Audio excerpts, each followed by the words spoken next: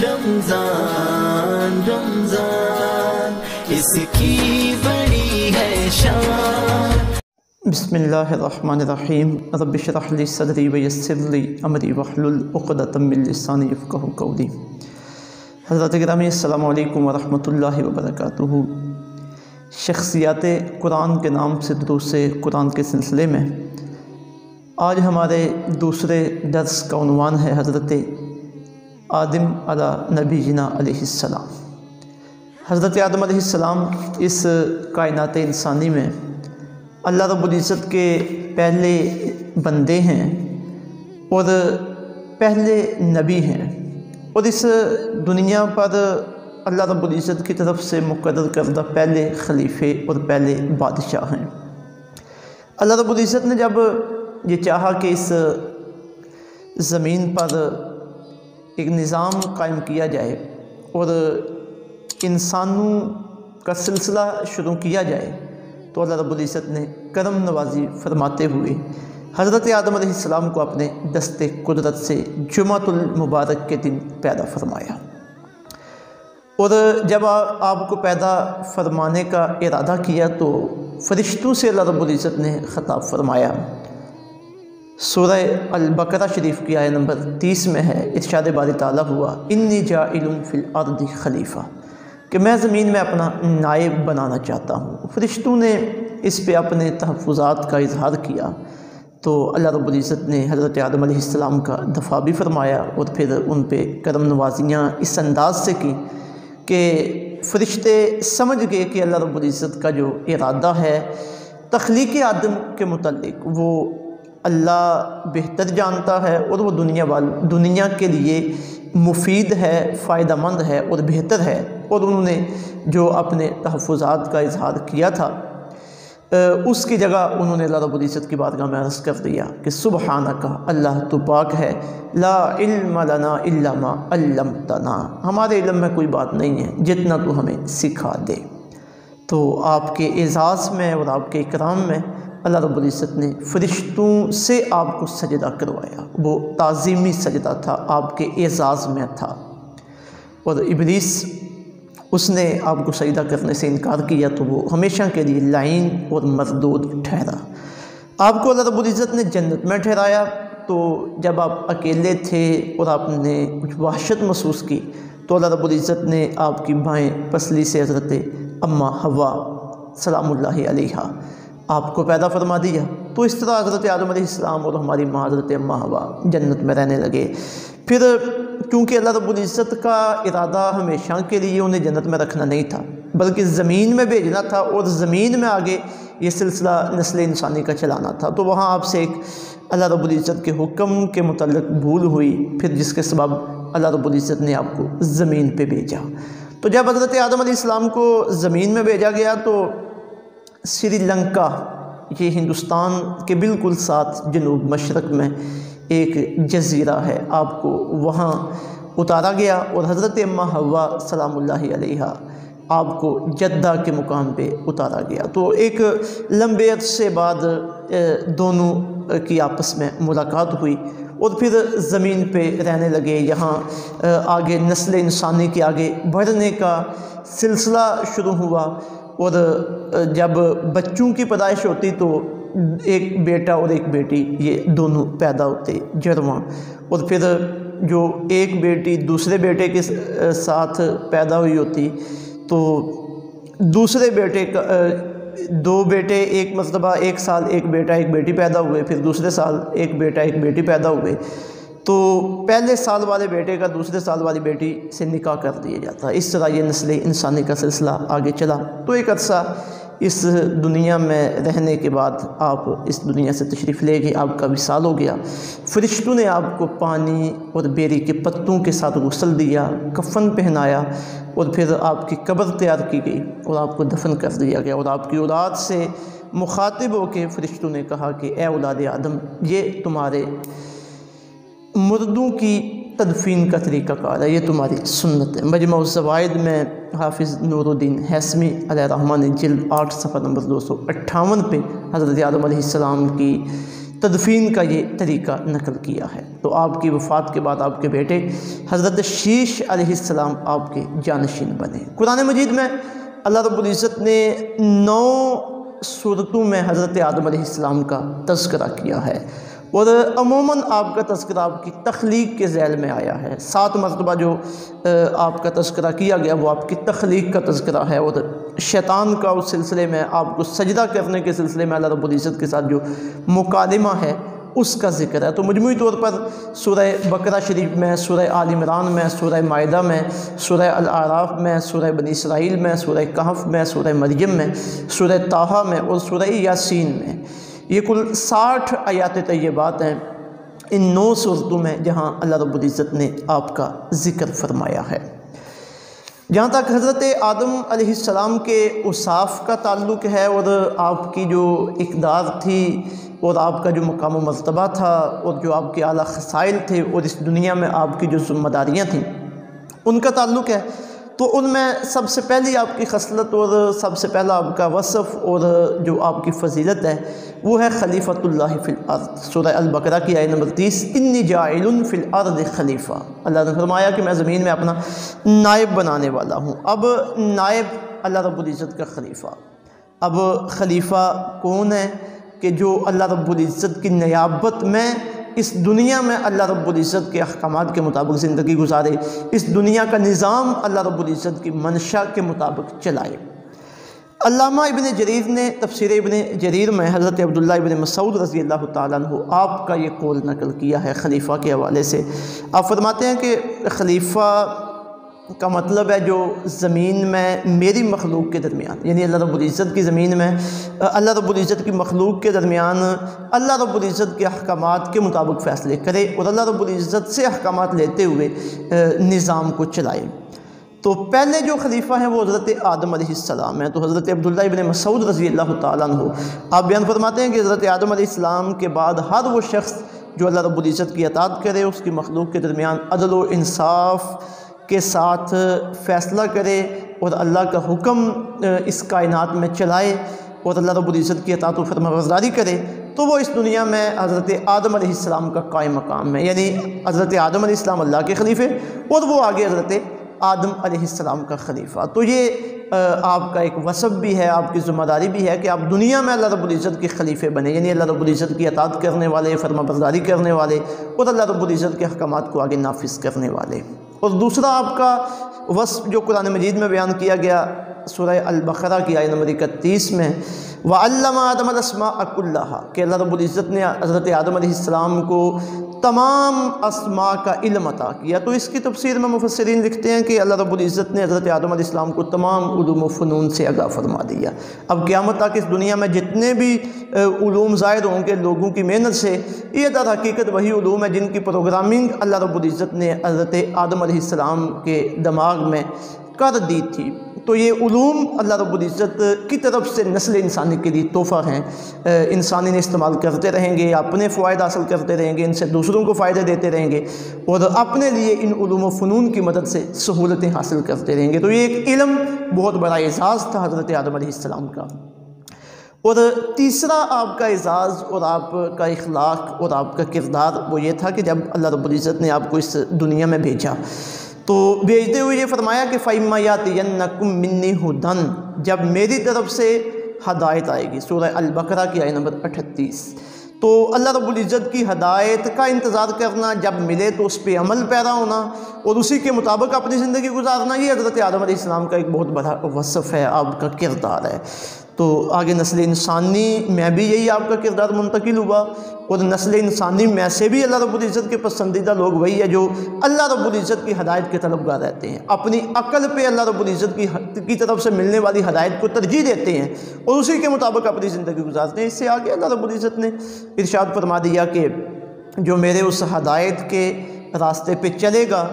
اس کا ٹھکانہ جنت میں ہوگا اور جو اس کے مخالف چلے گا اس کا ٹھکانہ دوزخ میں ہوگا۔ اور چوتھا حضرت آدم علیہ السلام کا وصف، آپ کا اخلاق اور آپ کا کردار جو نسل انسانی کے لیے بھی ہے وہ ہے اعتراف۔ اب حضرت آدم علیہ السلام سے بھول ہو گئی، اللہ رب العزت نے فرمایا تھا کہ فلاں درخت سے نہیں کھانا، اب شیطان نے وسوسہ ڈالا کہ اگر تم کھا لو گے تو پھر ہمیشہ کے لیے یہ جنت کی سرزمین تمہیں مل جائے گی، ہمیشہ تم ادھر ہی رہو گے۔ تو شیطان نے وسوسہ ڈالا تو آپ بھول گئے اللہ رب العزت کے حکم کو، تو یہ حضرت آدم علیہ السلام بھول لے۔ اب دو کردار ہیں، ایک حضرت آدم علیہ السلام ہے، ایک ابلیس ہے۔ ابلیس نے جان بوجھ کر انکار کیا حضرت آدم علیہ السلام کو سجدہ کرنے سے، اور پھر اللہ کے حکم کا انکار کیا، جان بوجھ کے کیا، پھر اس پہ ڈٹ گیا۔ اور دوسری طرف حضرت آدم علیہ السلام کا اخلاق ہے، آپ کا کردار ہے کہ آپ نے جان بوجھ کے یہ غلطی نہیں کی، جان بوجھ کے آپ نے یہ معاملہ نہیں کیا۔ خود قرآن مجید گواہ ہے، سورہ طٰہٰ میں اللہ رب العزت نے ارشاد فرمایا کہ فَنَسِیَ وَلَمْ نَجِدْ لَهُ عَزْمًا، کہ آدم کے ساتھ جو معاملہ پیش آیا اس میں آدم علیہ السلام بھولے تھے، انہوں نے جان بوجھ کے یہ کام نہیں کیا، بھولے تھے۔ وَلَمْ نَجِدْ لَهُ عَزْمًا، اس میں ہم نے ان کا ارادہ نہیں پایا کہ ارادتاً انہوں نے میری نافرمانی کی ہو۔ یہاں ایک مسئلے کی بات جو یاد رکھنے والی اور سمجھنے والی وہ یہ ہے کہ کئی لوگ غلطی کر بیٹھتے ہیں اور پھر اپنی غلطی کی حفاظت کے لیے اور اس کے دفاع کے لیے کہتے ہیں جی دیکھو ہم سے غلطی، مجھ سے غلطی ہو گئی ہے، کیا ہوا، ہمارے باپ آدم علیہ السلام سے بھی غلطی ہوئی تھی۔ تو معاذ اللہ، یہ حضرت آدم علیہ السلام کی بے ادبی ہے۔ اپنی غلطی کو چھپانے کے لیے حضرت آدم علیہ السلام تک بات لے جانا، تو کہیں بھی ہمارے ائمہ نے، علماء نے، قرآن و سنت نے آدم علیہ السلام کی بات کو غلطی کہنے کی ہمیں اجازت نہیں دی۔ وہ خطا تھی، اور پھر خطا کے ساتھ بھی قید لگا۔ یہ خطا وہ ہوتی ہے کہ بندہ اپنی طرف سے کوشش کرتا ہے معاملہ ٹھیک ہو جائے، لیکن معاملہ ٹھیک نہ ہو سکے، نشانہ ٹھیک نہ ہو سکے بندے کا۔ تو یہی وجہ نا کہ اللہ رب العزت نے بھی فرمایا کہ ہم نے عزم نہیں دیکھا، کوشش تو تھی ان کی کہ اللہ رب العزت کے حکم کی پابندی ہی کرتے، لیکن بھول گئے۔ تو اس لیے ہمارے ائمہ نے جب ان کے لیے خطا کا لفظ استعمال کیا تو وہاں قید لگائی، خطا اجتہادی، یعنی جس میں جو مجتہد ہوتا ہے، کوشش کرنے والا ہوتا ہے، اس کا ارادہ جو ہوتا ہے وہ اللہ رب العزت کی نافرمانی کا نہیں ہوتا، بلکہ ارادہ اس کا نیک ہوتا ہے، لیکن وہ اپنے مقصد میں کامیاب نہیں ہو سکتا، مکمل اسے کامیابی نہیں ملتی۔ تو خطا اجتہادی کی جو ہے نا یہ قید لگائی گئی ہے۔ تو محتاط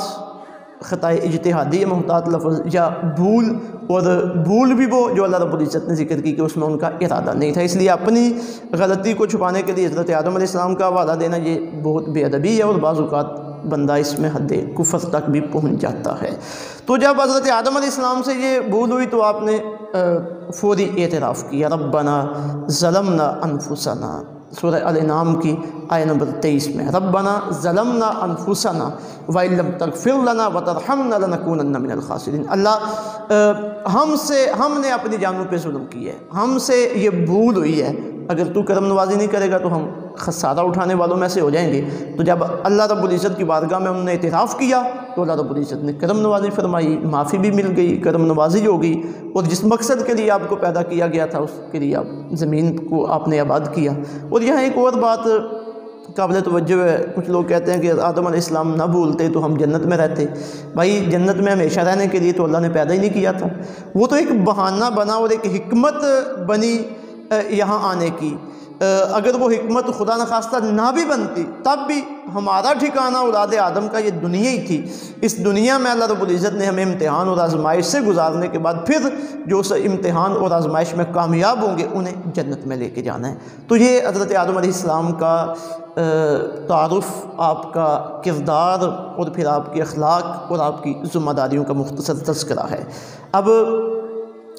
تیسری بات اس حوالے سے کہ حضرت آدم علیہ السلام کا جو ذکر ہے اس میں ہمارے لیے جو نصیحت کے پہلو ہیں اور ہمارے لیے جو ہدایت کے پہلو ہیں ان میں سب سے پہلا ہدایت کا پہلو یہ ہے اللہ رب العزت کی اطاعت و فرما برداری، کہ جب بھیجا گیا تو فرمایا فَإِمَّا يَأْتِيَنَّكُم مِّنِّي هُدًى، جب میری طرف سے تمہارے لیے ہدایت آئے تو ہدایت کا طالب رہنا۔ جب ہدایت ملے، مثلا آج ہمارے پاس قرآن پاک کی شکل میں اللہ رب العزت کی ہدایت موجود ہے، تو اللہ رب العزت کی ہدایت کو سینے کے ساتھ لگانا، اسی کے مطابق اپنی زندگی گزارنا، یہ حضرت آدم علیہ السلام کی سیرت اور کردار کا پیغام ہے۔ اور دوسرا ہدایت کی طلب میں رہنا، ہدایت کی تلاش میں رہنا اور پھر اس پہ عمل کرنا، اور تیسرا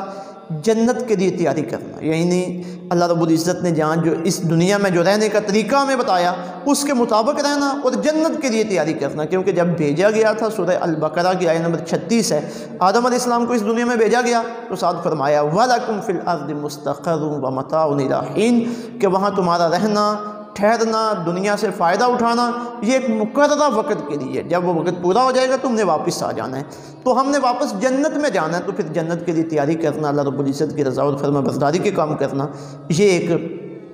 پہلو ہے ہمارے لیے نصیحت کا، ہمارے لیے عمل کا، ہمارے لیے ہدایت کا۔ اور پھر ایک تیسرا انتہائی اہم پہلو ہمارے لیے ہدایت کا جو اللہ رب العزت نے قرآن مجید سورہ الانعام میں ذکر فرمایا حضرت آدم علیہ السلام کا تذکرہ کرتے ہوئے، وہ اس اعتبار سے ہے کہ جب حضرت آدم علیہ السلام کو جنت میں رکھا گیا، وہاں جنتی لباس انہیں پہنایا گیا، تو جب آپ سے بھول ہوئی، شیطان نے وسوسہ ڈالا، تو آپ فوری طور پہ وہ لباس ان کا اتر گیا۔ پھر انہوں نے حضرت آدم نے، حضرت اما حوا نے جب اپنے آپ کو برہنہ دیکھا تو جنتی پتوں سے اپنے جسم کو انہوں نے ڈھانپا۔ تو اللہ رب العزت نے جب حضرت آدم علیہ السلام کا ذکر سورہ الاعراف میں کیا، تو سورہ الاعراف کی آیت نمبر 26 اور آیت نمبر 27 میں اللہ رب العزت نے بطور خاص اولاد آدم کو نصیحت کی کہ تم دنیا میں رہتے ہو، تمہارے لیے میں نے لباس بھی اتارا ہے اور لباس تم پہنتے ہو، تو تم نے اپنے اس لباس کی حفاظت کرنی ہے، کہیں ایسا نہ ہو کہ شیطان تمہارا بھی یہ لباس نہ اتروا دے۔ تو فرمایا یا بنی آدم، اے اولاد آدم، قد انزلنا علیکم لباسا، تحقیق ہم نے تمہارا لباس اتارا ہے، یواری سوآتکم، جو تمہاری شرمگاہوں کو ڈھانپنے والا ہے، وریشا، اور تمہارے لیے زینت اور حفاظت کا سبب ہے، وَلِبَاسُ التَّقْوَىٰ ذَلِكَ خَيْرٌ، اور جو تقوی کا لباس ہے وہ سب سے بہتر ہے، یعنی تم یہ ظاہری لباس بھی پہنو اور ساتھ لباس تقویٰ بھی پہنو، ذَلِكَ مِنْ آیَاتِ اللَّهِ، یہ اللہ کی نشانیوں میں سے ہے، لَعَلَّهُمْ يَذَّكَّرُونَ، تاکہ لوگ اس سے نصیحت حاصل کریں۔ پھر آگے ارشاد فرمایا یا بنی آدم، اے اولاد آدم، لا یفتننکم الشیطان، شیطان تمہیں فتنے میں نہ ڈالے، کما اخرج ابویکم من الجنہ، جیسا کہ اس نے تمہارے والدین کو جنت سے نکلوایا تھا، ینزع عنہما لباسہما، کہ یہ ایسا نہ ہو جائے کہ وہ تم سے تمہارے لباس اتروا دے، لیریہما سوآتہما، تاکہ وہ تمہاری شرمگاہیں لوگوں کو دکھلوا دے، انہ یراکم ہوا وقبیلہ، وہ اور اس کا قبیلہ تمہیں وہاں سے دیکھتا ہے، من حیث لا ترونہم، جہاں سے تم انہیں دیکھ نہیں سکتے۔ تو یہ اللہ رب العزت نے لباس اور حیا کی طرف ہماری توجہ مبذول کروائی ہے۔ تو آئے دیکھیں کس طرح لوگوں کے لباس سمٹتے جا رہے ہیں، مغربی تہذیب کی جو اپنا ایک ظاہری طور پہ روشنی ہے اس کے پیچھے لوگ کس طرح بھاگ رہے ہیں، لباس مختصر ہو رہے ہیں،